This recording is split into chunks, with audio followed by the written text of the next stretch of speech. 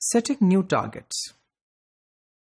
Despite scarce resources and a handful of institutions that Pakistan inherited in 1947, it still managed to make a considerable progress in terms of expanding educational opportunities at various levels. جیسا کہ ہم سب جانتے ہیں کہ پاکستان جب معرض وجود میں آیا تو اس کے بعد مٹھی بھر انسٹیٹیوشنز تھے جن میں سکولز اور کالجز اور یونیورسٹیز تھیں، لیکن اس کے ساتھ پاکستان نے یہ مینج کیا کہ وہ ایک بہترین طریقے سے پروگرس کرے اور کسی نہ کسی طرح اپنے جو ایجوکیشنل ریسورسز ہیں ان کو استعمال میں لائے اور ایجوکیشن میں ڈیولپمنٹ کرے. However, satisfactory progress couldn't be achieved due to unstable socio-political conditions coupled with ineffective implementation of educational policies and plans. لیکن unfortunately دو پرابلمس تھے جو ہمارے سامنے آئے. ایک تو یہ کہ انسٹیبل سوشو پولیٹیکل کنڈیشنز یعنی حکومتوں کا چینج ہونا، مارشل لاز کا آنا اور پھر نئے سرے سے ایجوکیشنل پالیسیز کو شروع کرنا بہت افیکٹ کرتا رہا اس ڈیولپمنٹ کے اوپر. اور دوسرا ineffective implementation of educational policies and plans. اور جیسا کہ ہم دیکھتے ہیں کہ ایجوکیشن پالیسیز کے اندر وہ سب باتیں موجود ہیں جو کسی بھی ترقی پذیر ملک کے لیے ہونی چاہیے، جو کہ اسے آنے والے 10-15 سالوں میں ایک ترقی یافتہ ملک بنا سکتا ہے، لیکن چونکہ ان کی امپلیمنٹیشن میں کمی رہ گئی، ان کو پوری طرح امپلیمنٹ نہیں کیا گیا، تو ہم یہ ٹارگٹس حاصل نہ کر پائے. Pakistan in 1971 was once again involved in a political turmoil almost similar to the one it faced in 1947.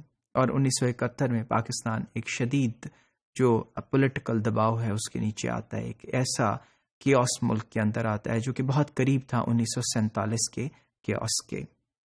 Therefore, there was an undeniable need to plan the education on realistic lines and to develop a sense of loyalty and national unity among the new generation. اور پھر اس وقت ضرورت کس بات کی آئی؟ Loyalty, اور loyalty nation کے ساتھ اور نیشنل یونٹی کی جو کہ قوم میں پیدا کرنی چاہیے. اور ایجوکیشن ہی وہ ایک ایسا ذریعہ ہو سکتا تھا جس کے ذریعے ہم لوگوں کو اکٹھا بھی کر سکتے تھے، قوم کو یونائٹڈ کر سکتے تھے اور ایک نئے ریفارمز جو ہے وہ سامنے لے کے آ سکتے تھے.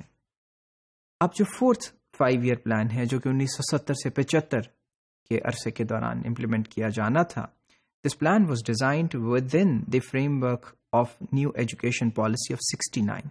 اور ہم یہ دیکھتے ہیں کہ 1969 کی جو پالیسی تھی اسی کے فریم ورک پہ اس کو وضع کیا گیا. Rupees 3,665 million were allocated to the education sector. اور ایجوکیشن سیکٹر کے لیے خاصا بڑا بجٹ جو ہے اسے مختص کیا گیا. اب میجر آبجیکٹیوز کیا تھے پالیسی کے؟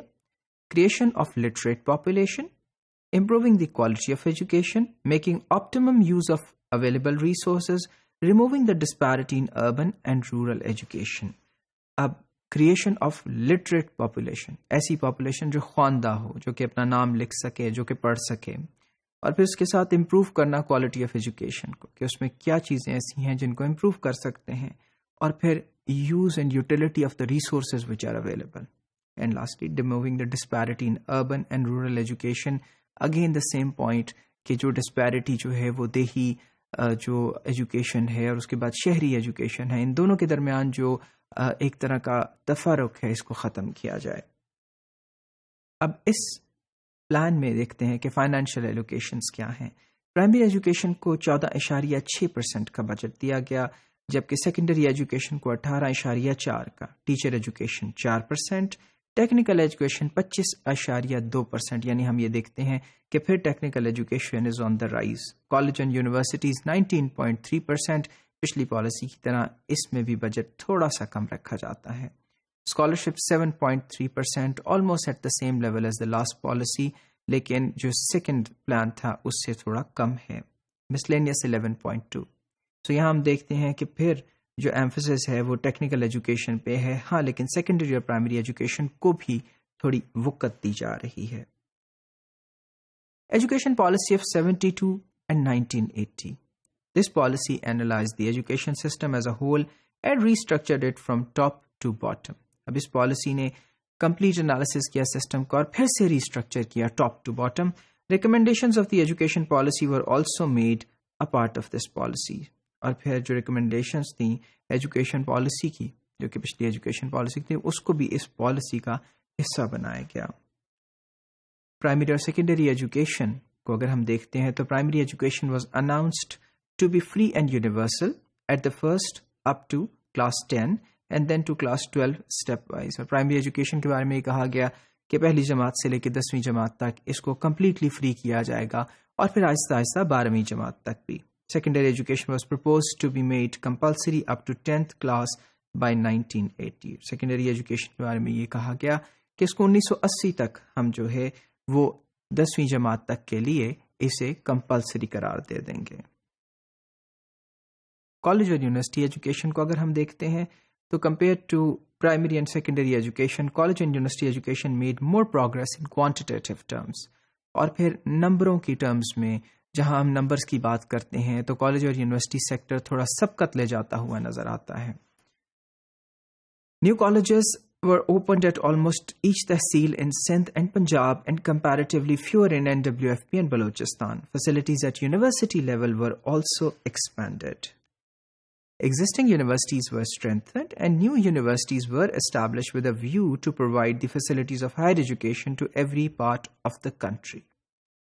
اور پھر number of universities in the decade of 1970 almost doubled. اور پھر hall mark of the policy جو ہے یہ ایک امپورٹنٹ ہال مارک تھا اور وہ تھا نیشنلائزیشن کا. یہاں ہم یہ دیکھتے ہیں کہ the hallmark of the policy and probably the one that was wholly implemented was the nationalization of private institutions. یعنی حکومت نے جو نیشنلائز کیا پرائیویٹ انسٹیٹیوشنس کو اور انہیں اپنی جو تحویل ہے اس میں لے لیا اور انہیں سرکاری اسٹیٹس دے دیا. A total of 78 colleges in Punjab and about 100 in Sindh were nationalized. یعنی حکومت کی پالیسی کے تحت انہیں حکومت کے زمرے میں شامل کر لیا گیا.